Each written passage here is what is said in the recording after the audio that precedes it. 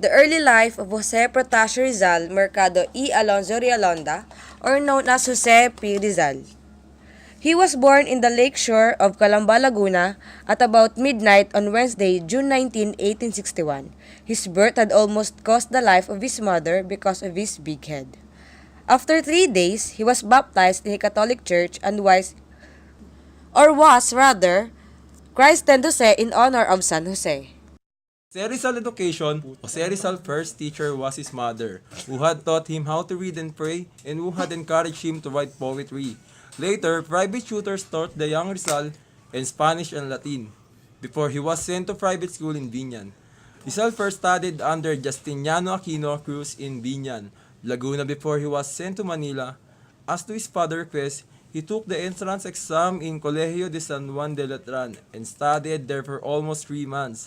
The Dominican friars asked him to transfer to another school due to his radical and bold questions. When he was 11 years old, Rizal entered Ateneo Municipal de Manila. He earned excellent marks in subjects like philosophy, physics, chemistry, and natural history. At this school, he read novels, wrote prize-winning poetry, and even a melodrama Junto al Pasig, and practiced drawing, painting, and clay modeling, all of which remained lifelong interests for him. Rizal eventually earned a land surveyor's and assessor degree from the Ateneo Municipal while taking up philosophy and letters at the University of Santo Tomas. Upon learning that his mother was going blind, Rizal opted to study ophthalmology at the UST Faculty of Medicine and Surgery. He, however, was not able to complete the course because he became politically isolated by adversaries among the faculty and clergy who demanded that he assimilate to their system. Without his parents' knowledge and consent, but secretly supported by his brother Pasiano, he traveled alone to Madrid, Spain in May 1882 and studied medicine at the Universidad Central de Madrid, where he earned the degree licentiate in medicine. He also attended medical lecture at the University of Paris and the University of Heidelberg. In Berlin, he was inducted as a member of the Berlin Ethnological Society and the Berlin Anthropological Society under The marriage of Francisco Mercado Rizal and Teodora Alonso Rialonda was blessed with 11 children, with 9 girls and 2 boys. These children were Saturnina, Pasiano, Narcisa, Olympia, Lucia, Maria, Jose, Concepcion, Josefa, Trinidad, and Soledad. Like his siblings, Jose Rizal was a descendant of the Malayan race. His blood was a mixture of Negrito, Indonesian, Chinese. The Rizal's married life, or Rizal's love. Woman was a part of Rizal's life. As the saying goes, behind the success of a man is a woman. Number one and foremost in Rizal's life was his beloved mother. He considered her mother as a remarkable woman, possessing refined culture, literary talent, business ability, and the fortitude of a Spartan woman. But aside from his mother, Rizal was not complete without his romantic interlude to several women of different places. First, Segunda Katigbak, his first love. Rizal's life in Manila was not all studies and extracurricular activities in the University of Santo Tomas and Ateneo respectively. Segunda was a pretty 14-year-old lady from Lipa, Batangas, whom he met during one of his visits to his maternal grandmother in Tronzo, Manila. His old grandmother was a friend of the Katigbak family of Lipa. When he reached his grandmother's house, he saw other guests. One of them was an attractive young lady who made his heart palpitate with strange feeling that ever happened for the first time in his life. Rizal came to know more of her during his weekly visits to his sister. Segunda happened to be a close friend of his sister Olympia. Apparently, it was a love at first sight to both Rizal and Segunda Katigbak.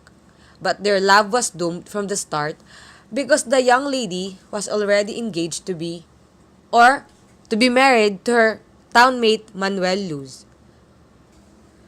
And the other woman in Rizal's life was Miss L. Shortly after losing Segunda Katigbak, he met another girl whom he called in his student memoirs as Miss L. Rizal described her as a fair with seductive and attractive eyes. Having experienced a painful first love, Rizal was more cautious and mature in courting women. After visiting her several times in her house, he suddenly stopped his courtship and his love died a natural death. However, he gave two good reasons for his abrupt decision and change of his mind. Namely, 1. The sweet memory of Segunda was still fresh in his heart, and 2. His father disapproved of the relationship with Miss L. The third one is Leonor Valenzuela. Using Rizal's knowledge in chemistry, he courted Leonor Valenzuela, sent love notes in invisible ink which could only be read when heated over a candle lamp. Strangely, their romance ended without proposing marriage to Orang. The fourth woman in his life was Leonor Rivera. Rizal described Leonor as tender as budding flower with kindly, wistful eyes. Beautiful love sprang between the two and eventually they became engaged. To hide their relationship from their parents and friends, Leonor used a pen named Taimis in her letters to Rizal. After his fourth year in medical studies, Rizal decided to go to Spain for further studies, which he made it a secret to Leonor Rivera. He did not inform her of his departure and instead, he wrote a letter to Leonor which was delivered shortly after he had sailed away. Leonor was deeply hurt of this, and when Rizal returned to the Philippines, he failed to see her. And again Rizal left the Philippines. While Rizal was in Madrid in 1890 feeling bitterly with so many disappointments, he received a letter from Leonor telling him of her coming marriage to an Englishman of her mother's choice and asking forgiveness. And because of that, Rizal's relationship to Leonor Rivera ended. The next one is Consuelo Ortigas y Perez. In 1882, Rizal met Consuelo Ortigas y Perez. Being alone and lonely in foreign land, he was attracted to this beautiful and vivacious young lady of Don Pablo Ortigas y Perez, a former mayor of the city of Manila. In his poem entitled La Señorita, COYP, to Miss COYP, Rizal expressed his love and admiration for her. Although he found little comfort and joy in her company, his love with Consuelo did not blossom into a serious affair for two reasons. One, he was still engaged to Leonor Rivera, and second, his friend and co-member in the propaganda movement, Eduardo Delete, was deeply in love with Consuelo and he did not want to break their friendship over a girl. And next is a Chinese, or Japanese rather, who named Osi-san. Rizal saw in her the qualities of an ideal woman: beauty, charm, modesty, and intelligence. Everything in their relationship seemed perfect, and Rizal was almost tempted to settle down in Japan. But he loved his country more than anything else, and his strong desire to help his people was stronger, so he bade farewell to lovely Osi-san. And the next woman in his life was Gertrude Beckett. Rizal described her as a buxom girl with brown eyes and rosy cheeks. Rizal was happy in her company and their relationship. It had almost blossomed into some serious relationship, but for some reason that he gave up as the other woman who had loved and admired before. He did not marry her, for he had a mission to fulfill. And next is Nelly Busted. Rizal was entertained by Nelly's affection and charming beauty. He found her to be a real Filipina, highly intelligent, vivacious in temperament, and morally upright. This time, he proposed marriage to Nelly. However, Rizal's marriage proposal did not materialize for two reasons. One, he refused to give up his Catholic faith and be converted to Protestantism. Nelly was a Protestant. And second, Nelly's mother disapproved Rizal as his son-in-law. Although Rizal and Nelly could not get married, they parted as friends. The second to the last woman was Suzanne Jacobi. Jose Rizal and Suzanne had fallen deeply in love with each other. It was a short sojourn in Brussels, so Rizal had to leave the place. Suzanne grieved and cried so much when Rizal left the place. When he was already in Madrid, Suzanne wrote him a letter stating, "I feel very unhappy, thinking that perhaps I might never see you again." And the next is Josephine Bracken, who was considered the last woman in Rizal's life. Rizal and Josephine fell in love, and after a whirlwind engagement, the two decided to get married. However, the priest of the Pitan refused to solemnize their marriage without the permission of the Bishop of Cebu. But even though there was no priest to marry them, they married themselves before the eyes of God. Holding both of their hands, they made their vows before God. Rizal and Josephine had lived happily in the Pitan, much to the ire of the priest of the Pitan. Rizal found his life complete with Josephine. And that's why Josephine Bracken was the last woman in Rizal's life. Jose Rizal's professional life. Jose Rizal is an agriculturist. He held a Bachelor of Agriculture degree from Ateneo Municipal before enrolling at the Central University of Madrid. He organized the first association of the farmers in the Pitan. He practiced development communication, gathering vital information, and sharing them with farmers so they can improve their productivity. As a descendant of the landed family, he understood large-scale farming, and such background came in handy when he exiled in the Pitan. Jose Rizal as a businessman. Rizal engaged in business in partnership with Ramon Carreon on May 14, 1983. A Dapitan merchant, which has a profitable business in venture. of Rizal. During his early age, Jose Rizal wrote a poem about his childhood, namely, Sa Aking Kabata. He wrote the poem while looking outside while the children are playing. Second works of Rizal, Mother's Birthday. Rizal's mother, in his inspiration, in writing this poem, Mother's Birthday. He wrote this in the age of 9 according to his sister Soledad. Let's go to the marriage life of Elliot Tiempo. Edelberto Caindong Tiempo, also known as E.K. Tiempo, was a Filipino writer and professor.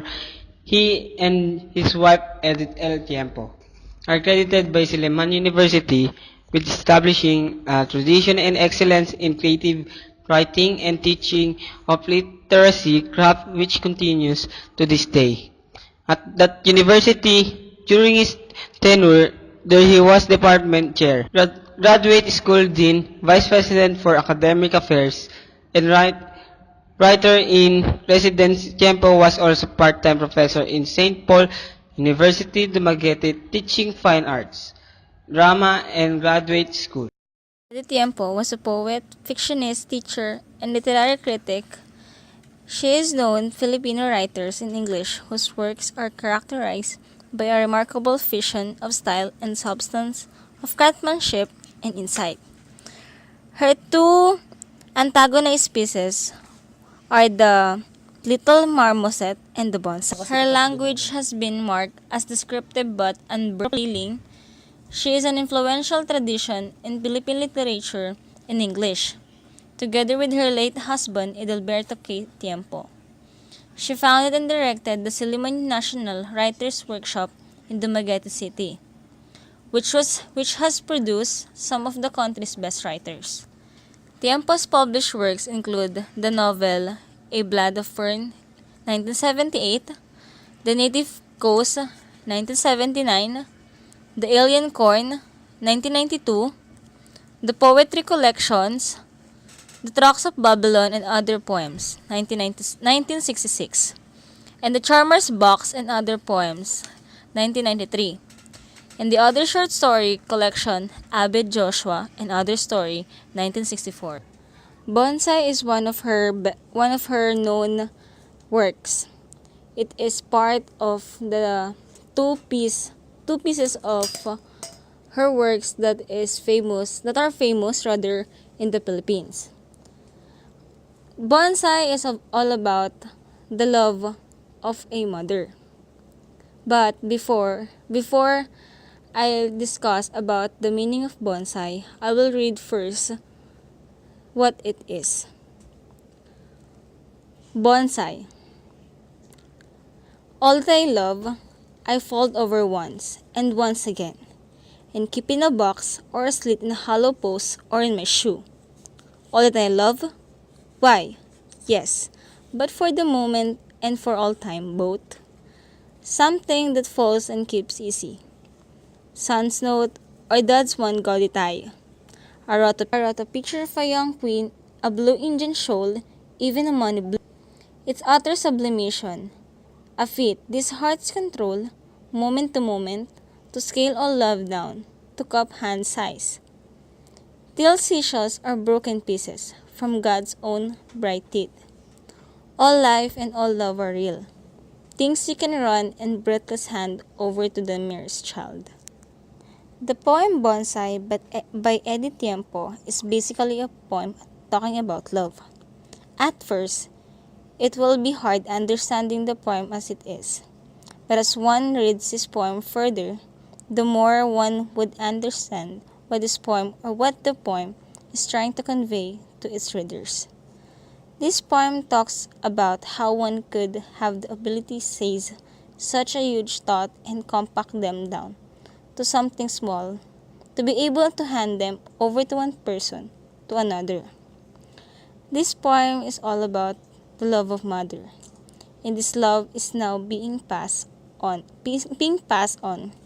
or being handed over to her daughter. He is best known for his epic work, the Rosales Saga, a 5-novel series that spans 3 centuries of Philippine history. This is Poon in 1984, The Pretenders in 1962, My Brother, My Executioner, 1973, Mas in December 31, 1979, and The Last Tree in 1978. The Rosales Saga traced the 5 generations of 2 families, namely the Samsons, which are Poon farmers, the Aspirin family, which are poor farmers, the Aspirin family, which are wealthy mestizos. The Rosales Saga through Spanish and American period, the history of the Philippines up until the period of after Philippine independence. Francisco Jose's educational background. Jose started writing in Rosales Elementary during grade school. In 5th grade, his teacher opened the school library, which is how Jose managed to read novels of Jose Rizal, Willa Caters, My Antonia, Faulkner, and Steinbeck. Francisco attended University of Santo Tomas after World War II.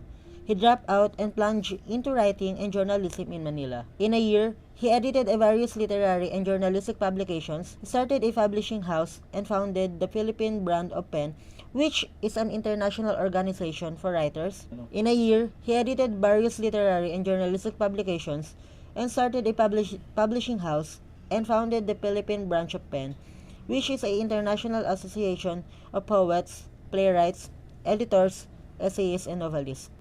Jose received numerous awards for his works, including Ramon Magsaysay Awards for Journalism. Francisco received numerous awards for his works, including Ramon Magsaysay Award for Journalism, Literature, and Creative Communication Arts in 1980, National Artist Award for Literature in 2001, Pablo Neruda Centennial Award in 2004, Palanca Awards, and British Council Grant in 1967, and many different more. Marquez Benitez authored the first modern English-language short story, Dead Stars, published in the Philippine Herald in 1925. Born into the prominent Marquez family of Quezon Province, she was among the first generation of the Filipino people trained in the American education system which used English as a medium of instructor. Educational background. She was graduated high school in Tayabas High School, now Quezon National High School. She was a member of the first freshman class of the University of the Philippines, graduating with a Bachelor of Arts degree in 1912. 2 years after graduation, she married UP College of Education Dean Francisco Benitez, with whom she had 4 children. Marquez Benitez later became a teacher at the University of the Philippines, who taught short story writing and had become an influential figure to many people writer in English language such as Loreto Parras Sulit, Paz M. La Torrena, Arturo Beliza Rotor, Benvenido N. Santos, and Francisco Arceliana. Author's works. Paz Marquez Benitez is considered the first modern English language short story writer from the Philippines. Her literary publications were just limited to 2 short stories, but she had important editorial and academic position as well as a very high social standing that enabled her to greatly influence several generations of writers, especially women authors. I will return to her background in a moment, but first I want to look at wide literary world in 1925. 1925 was a very good literary year that saw the publication of truly great novels. Summary of Dead Stars. Dead Stars is a love story about a man named Alfredo Salazar, who has fiancé in the person of Esperanza, and they have been engaged for quite some time. Society viewed them as an ideal couple. Their wedding is about to take place in the near future. Prior to the wedding, however, he sees another girl. When he goes with his father to a judge's house, he tries to seek love in her, but she cannot declines. Alfredo became a little bit confused in his upcoming wedding, where he is about to choose between 2 options: to do what he should do marrying Esperanza as prescribed by his parents, to do what he wants to do by having Julia Salas, his dream. And this is the summary of A Night in the Hills. Gerardo Luna, a jewelry store salesman in his 30s, has always dreamed to go to the forest, which regards as beautiful place. One day, when Ambo, an orchid gatherer, who buys some jewelry for his wife's stores, tells Gerardo about living in the forest for weeks at a time, the latter gets more interested and tells his wife about it. However, his wife is eyeing only the business aspect of such idea, hence he never mentioned his dream again. Then Gerardo's wife die. At last, he can fulfill his long time dream, especially that Ambo has came again, with stories regarding newly opened public land and the forest plateau. So the 2 of them plan to go to the forest.